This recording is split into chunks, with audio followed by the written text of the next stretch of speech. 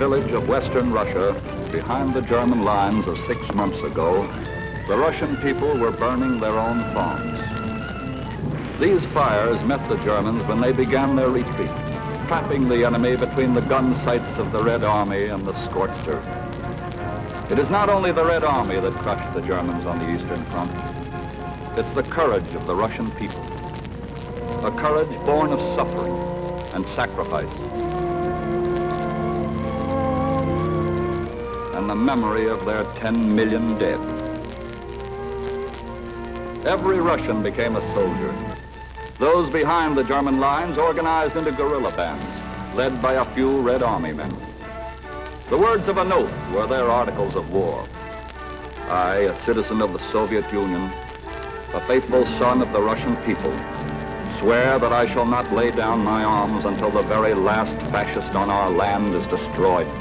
For the burned villages and cities, for the death of our children, for tortures and violence, for mockery over my people, I swear to take vengeance on the enemy without mercy and without rest. Blood for blood, death for death.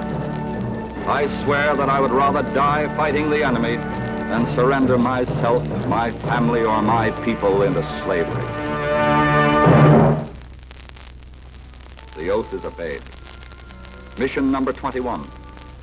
Cut Nazi communication lines and intercept the German engineers when they come to investigate the break.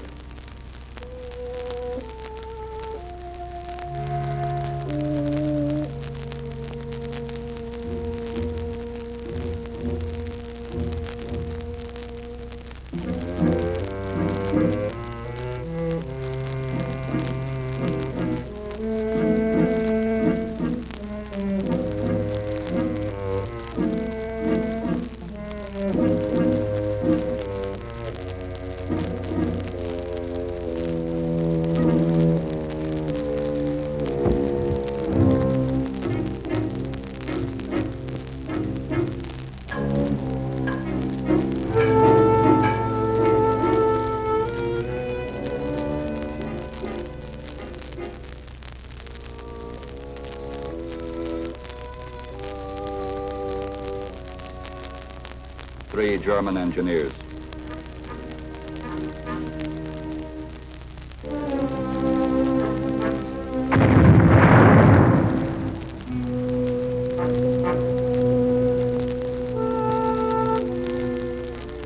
Mission number 36. Destroy a railroad bridge. Keep your eye on that German sentry just to the left of the bridge. One down. Two down.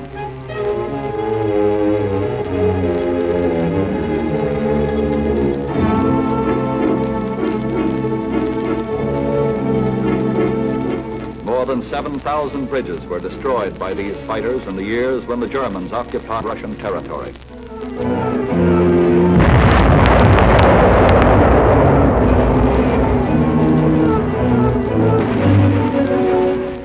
Mission number 43. Attack the town of Belaya Serkov and destroy the Germans entrenched there. One of hundreds of towns and cities that fell to these fighters behind the German lines.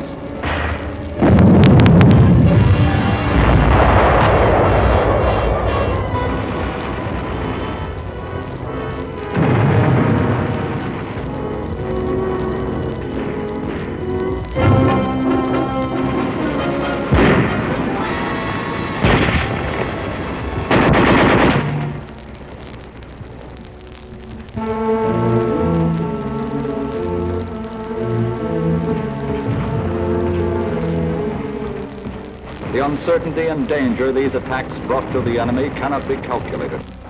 But before the fascists were finally driven off Russian soil, 500,000 dead Germans had been accounted for.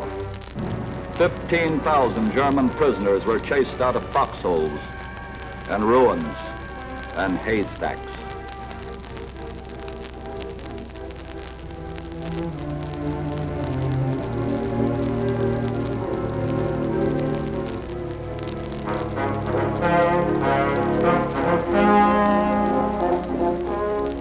These guerrillas were armed, many of them, with captured German rifles that had been turned on them a month ago.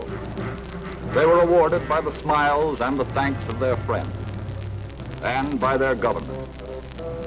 Some of them in earlier wars were the people who would have remained at home, the farmers and school kids. In America, they would have been the people who live on the remote farms and small villages of the Middle West. And when the news of the German headlong retreat out of Russia and across Poland reached these guerrillas, they knew that the burned homes and black fields and gaping bridges and dead communication lines had helped to break the German armies. The fighting spirit of the Russian people is known all over the world. It is a fighting spirit that springs from a deep love of peace. A music teacher returns to her town. Written in the ashes of her home, in the bodies of her mother and her younger brother, is the reason why she must carry a gun. The fascists made the only road to peace a bloody one.